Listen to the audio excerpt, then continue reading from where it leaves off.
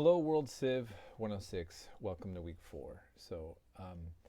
I do hope right now that you are getting into the routine, figuring things out. I want to make clear that I'm most likely going to be keeping most work to do on Sundays. I used to have work due on Thursdays. Every once in a while, I'll still have some, but lately I've been packing in a lot for you, and I want you to have a chance to really let the information sink in. For the most part, that's the case, but don't forget to always look at your weekly work objectives in the module when I open it up, just to double check. For one of the classes, I actually switched putting in the weekly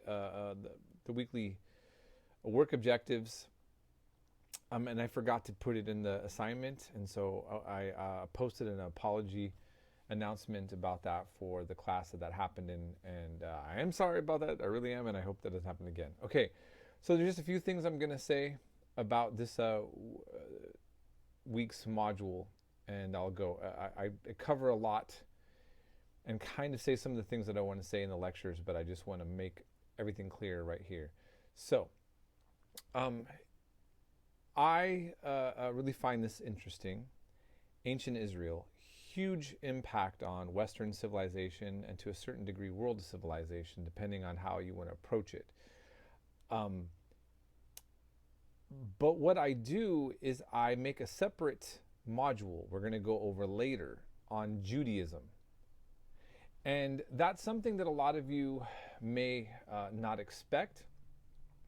So what is the difference between ancient Israel and Judaism? When I say Judaism, the religion that Jews would practice today, as opposed to the time period that we're talking about in this section.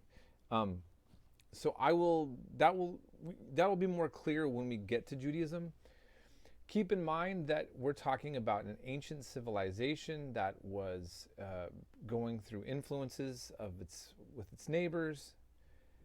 And there was a temple, and there were sacrifices of animals at the temples in relation to the time periods that we're talking about. The temple was destroyed later on by the Romans, and so really, especially since the destruction of the temple, we simply see that the religion that emerged out of ancient Israel shifts more or less into something like we see today, which is rooted in this history. It deserves its own section. That's my whole point. Keep in mind that also that this section is dealing with the history that's covered in what the Christians call the Old Testament, or what Jews now call Tanakh, or some call the Hebrew Aramaic scriptures. So if you have a Christian Bible, this history that we're going over covers the first part of the Bible. Now, I talk about this in the lecture, but I want to go over this again to make very clear that for those of us who if you grew up in a religious household that was Orthodox Jewish or more fundamental, what would be considered fundamentalist or evangelical Christianity, the history of this Bible, the stories are considered holy, literal, and not to be messed with. So it's understood that I just want to make clear, just like when I covered evolution, what I say is you're not required to believe anything that I teach in this class. You're just required to do the work, and you're understanding how things are perceived. For archaeologists and for biblical scholars and for historians, they don't take for granted that the Bible's history is history because is accurate history.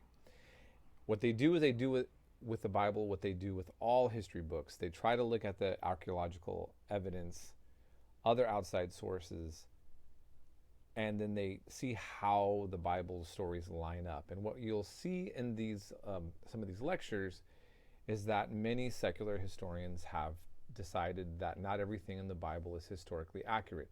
This isn't surprising when it comes to how we look at almost everything else in history. It's just a sensitive subject when we're talking about something that affects a person's faith. So I just want to also mention that for those of you who are of faith in this and are feeling a little bit weird about this section, it isn't, just to be clear, it's not an attack on that. I mean, there are many theologians, there are many passionately religious rabbis and Christian clergy that actually believe that these stories are God-inspired. They're spiritual truths contained in the books, but not, the history doesn't need to be literal. So there's a wide range of the way that people look at this, that will critique the history of the Bible, and yet at the same time, they're actually still believing in it as being from God. I'm not settling that in this class. I just wanted to point out that some of these people that you're actually seeing that critique the Bible, they're not just atheists trying to destroy the foundations of our civilization and attack you. It's the what secular history and archaeology does with all history, okay? Now, the last thing that I wanted to point out is that, so I'm going to separate the section later on in a module for the history of Judaism. This is history of ancient Israel. And in my World Civ 107 class, I do a very thorough discussion of the Israel-Palestine conflict. And so what ends up happening a lot on these topics that I want to discuss is that a lot of people mix all three of these histories together a little too closely. Ancient Israel and Judaism, they're rooted in each other, but there is an evolution of religious beliefs, and there are circumstances that kind of make them separate, in my opinion.